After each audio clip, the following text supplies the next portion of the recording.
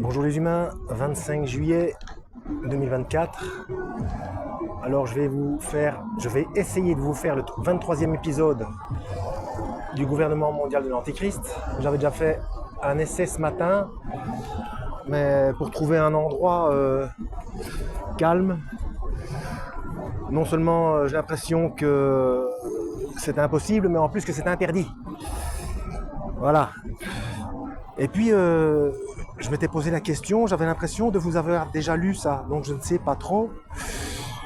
Ça m'avait l'air répétitif, redondant. Et pourtant, je mets chaque fois un marque-page. Hein. Ouais, bon, gouvernement mondial de l'Antéchrist. Donc je mets chaque fois un marque-page, mais en même temps, si les différentes instances acceptent et appliquent le même plan, donc c'est normal qu'on retombe sur les mêmes critères, les mêmes définitions, les mêmes directives. Voilà. Donc on y va. Voici maintenant un texte écrit dans les années 1940, représentant un genre de synthèse des différents points par lesquels procède la franc-maçonnerie internationale, ainsi que le communisme pour mettre à genoux les nations de l'Occident chrétien. Il est frappant de voir comment, en 1960, soit donc une vingtaine d'années suivant la rédaction des articles composant le texte en question, fut appliquée d'une manière systématique une telle politique de la mort sur tout un peuple, mais en donnant à ce dernier l'impression qu'il était à se libérer des chaînes de son passé. Article 1er. L'éducation laïque et athée, c'est la loi la plus impérative. Article 2e. Le mariage civil et le divorce. La famille morte, c'est l'agonie de la société chrétienne. Article 3. La restriction criminelle de la natalité, c'est la mesure de la moralité populaire. Article 4. La suppression de la responsabilité personnelle. Nous aurons alors les sociétés anonymes dont on se plaît à dire qu'elles n'ont pas d'âme. Article 5. L'extinction de la foi vive des peuples par un talage à Bible de tous les sophismes. Ouais, il me semble que j'ai déjà lu ça. Ou alors, enfin, ils appliquent la même chose, quoi. Enfin, vous verrez bien, de toute façon, il y a probablement d'autres subtilités. Et bref, article 6. La fabrication de toute pièce d'un dieu état omnipotent qu'il faut tout de même entourer d'une autorité factice jusqu'au moment où le diable soulèvera de nouveau les masses du peuple contre cette autorité. Article 7. L'immoralité sous toutes ses formes et à tous les degrés. Un gros mal de cœur a des chances de porter à la tête. Ouais, ça me parle. Hein. Bon, bref. C'est pas grave si, à un moment donné, on va bien finir par avancer. Hein. Parallèle communiste. Joyau de la franc-maçonnerie mondiale. Voici un extrait en 12 points d'un programme comprenant au départ 45 points et publié par le Bureau des archives du Congrès des États-Unis. Sénat, le 10 janvier 1963. Ce document fut publié à l'époque dans le but d'informer les populations sur les visées communistes en Amérique et dans le monde libre. Ces points sont le résultat d'une analyse faite par M. Skousen, directeur des opérations du Conseil de sécurité américain. 1. Prendre le contrôle des écoles, les utiliser comme courroie de transmission pour répandre le socialisme et la propagande communiste du jour. Assouplir le programme scolaire. Prendre le contrôle des associations de professeurs. Introduire dans les manuels le programme du parti. 2. Obtenir la haute main sur tous les journaux étudiants. 3. Utiliser les émeutes étudiantes pour fomenter des protestations publiques contre des programmes ou des organismes que les communistes attaquent.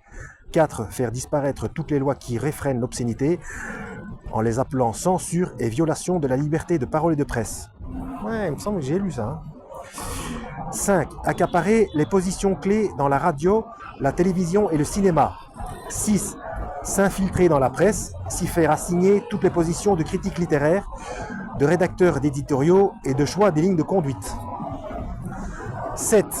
Continuer à discréditer la culture américaine en dégradant toutes les formes d'expression artistique.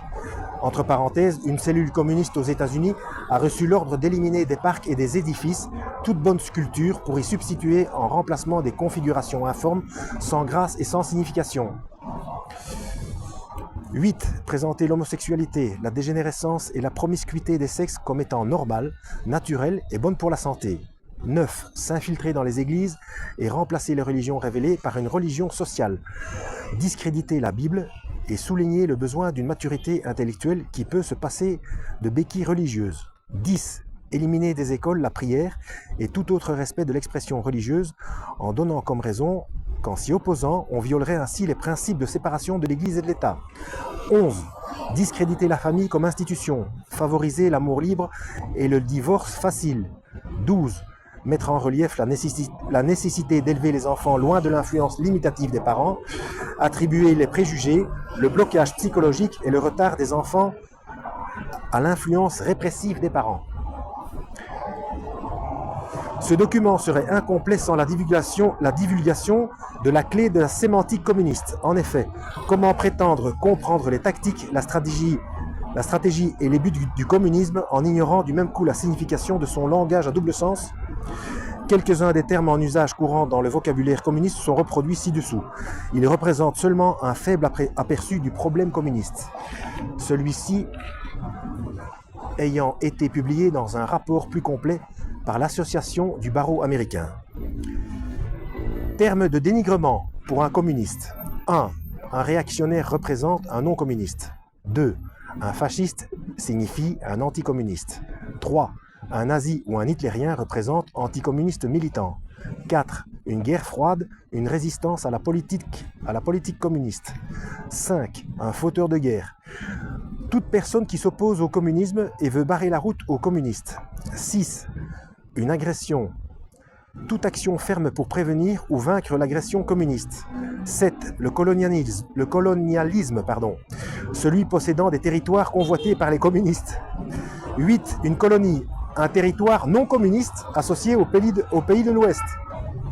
9. Un État fasciste, tout pays qui prend une action ferme contre l'infiltration, l'espionnage ou l'activité subversive des communistes. 10. Le militarisme, la création d'une force ou d'une alliance armée non communiste. 11.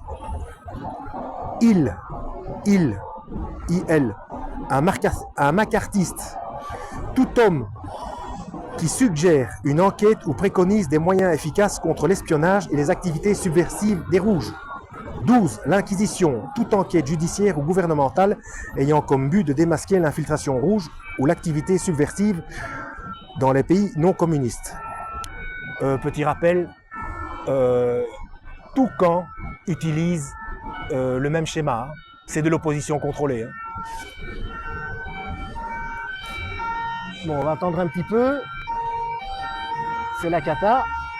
Ah, je suis pas bien mis ici, c'est le seul banc que j'ai trouvé. Je suis avenue Foch. Donc il doit y avoir un politique qui passe. Ah, délégation espagnole, on dirait. Je suis avenue Foch, c'est là où habitait Epstein, je crois, avec sa... Vous savez, celui qui est décédé en prison. Vous avez vu Mamou, hein? Bon, bref, on ne sait pas, hein, bref. Avec sa complice et compagne Maxwell, je crois qu'elle s'appelait. Je ne sais pas. Allez voir l'historique de son père aussi, c'est pas mal au niveau de la franc-maçonnerie. D'ailleurs, oui, un petit rappel comme ça. Cette playlist, le gouvernement mondial de l'Antéchrist, elle fait parfaitement la paire avec ma playlist franc-maçonnerie. Hein. Voilà. Donc l'Inquisition, toute enquête judiciaire. Bon, ça je l'ai lu, ok. On tourne la page. 13. Un fanatique religieux. Toute personne s'opposant au communisme pour des raisons religieuses. 14. Un mouchard, un travailleur anticommuniste ou un syndicaliste anticommuniste. 15. Un antisémite, un raciste, un outil des patrons, un traître, terme employé généralement contre les anticommunistes. B. Terme élogieux. On va aller à l'inverse maintenant. Donc, avant, on a eu les pots, maintenant, on va avoir les fleurs. Pour un communiste, 1. La paix signifie ce qui n'offre aucune opposition au communisme. 2. Amant de la paix veut dire celui qui supporte le communisme. 3. Coexistence pacifique correspond à la non-résistance à la politique communiste et à son action pour le contrôle du monde. 4. Populaire, communiste, entre parenthèses, de la Chine populaire. 5. Une démocratie populaire, un pays placé sous l'esclavage du communisme. 6. Démocratique ou progressiste, tenue employée par les communistes afin de décrire les personnes, les organismes ou les politiques tendant à faciliter les objectifs communistes. 7. Un intellectuel, un communiste à l'aise. 8. Un homme d'église éminent, quelqu'un qui suit la ligne communiste. Entre parenthèses, le doyen rouge. 9. Un anticolonialisme, un programme communiste ayant comme but la conquête de territoires présentement associés au monde libre. 10. Les peuples opprimés, ceux qui demeurent dans les pays dont les communistes veulent s'emparer. Demandez la permission pour klaxonner, s'il vous plaît. Je dis ça, je dis rien. Bon. 11. La libération, l'assujettissement d'un pays libre par les communistes. Tout cet enchevêtrement de langage à double sens, de confusion volontaire et de propagande inversée, tout cela nous ramène directement aux enseignements de base du communisme et à la réalité implacable de ce qu'est réellement le communisme. A. Contre la famille et la femme. 1. Purée, j'espère que c'est pas trop rébarbatif pour vous. Hein. Pour moi, bref, on va essayer d'aller au bout. Hein. Donc, contre la famille et la femme. 1. La famille est un foyer de putréfaction bourgeoise. 2. L'amour des parents est un amour nuisible et antisocial. 3. L'homme et la femme ne sont que des animaux. Peut-il être question d'un lien indissoluble entre les animaux? Entre parenthèses, Bébel. Je sais pas. C'est peut-être Bébel qui a cité ça. Je sais pas. 4. La femme est maîtresse de son cœur. Elle le partage avec qui elle veut. Une relation cesse de lui plaire, libre à elle de la rompre et de porter ailleurs son affection. Entre guillemets, Bébel, la femme, page 192 ou 192. Ah, c'est un livre, Bébel. Bon. 5. Le mariage est une propriété privée et la pire de toutes. Il est une institution absurde et immorale. Entre guillemets, entre parenthèses, Benoît Maton, une citation de Benoît Maton. 6. L'important est d'abolir radicalement l'autorité du père et puissance quasi royale dans la famille. Les enfants ne sont-ils pas autant que les parents? Pourquoi les commander? De quel droit? Plus d'obéissance, sans quoi plus d'égalité? Cité par Benoît Maton, le socialisme intégral en 1892 ou 92. Ça ressemble à ce que moi j'appelle le doltoïsme, hein, Françoise Dolto. La politique de l'enfant roi. 7. L'union libre. Voilà ce qu'apportera à l'homme et à la femme la société communiste. Entre parenthèses, la famille et l'État communiste, Bibliothèque de l'Humanité, pages 21 et 22. 8. Il faut que la femme se révolte et détruise les vieilles traditions imbéciles. Ça, c'est dans Paul Sémar, L'Humanité, du 8 octobre 1924. Bon, on va s'arrêter là. Presque 13 minutes. En plus, c'est l'heure, il faut que j'aille bosser. Je vais vous mettre un petit décor. Vous voulez voir? Voilà, je suis juste à côté de l'Arc de Triomphe. Voilà, donc je vais aller travailler. Oh, hier, on a dû fermer des stations de métro parce qu'il y a tellement de politiques qui passent en ce moment. Les touristes ne sont pas contents, ils peuvent aller nulle part. Voilà, enfin bon, le boulot c'est le boulot. Du moment que ça ne rentre pas en contradiction avec les doigts de Dieu, moi j'applique. Il faut que tout le monde soit en sécurité. Voilà, que Dieu vous guide.